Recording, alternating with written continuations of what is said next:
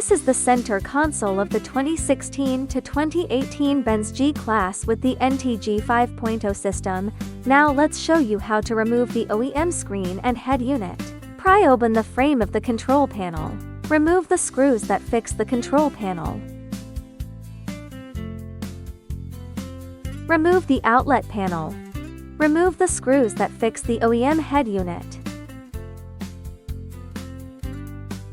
Unplug the power cable. If there is an optical fiber cable, it needs to be moved to the new wiring harness.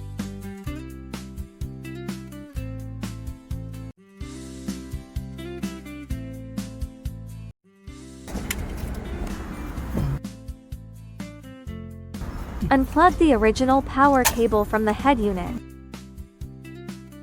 Remove the original optical fiber cable.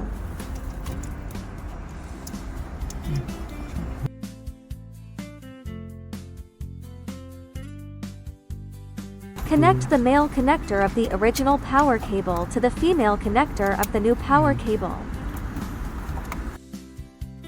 Then connect the male connector of the new power cable to the female connector of the original car host power supply. Please find the correct position of the optical fiber cable interface on the new power connector. Finally, plug the optical fiber cable to the new harness.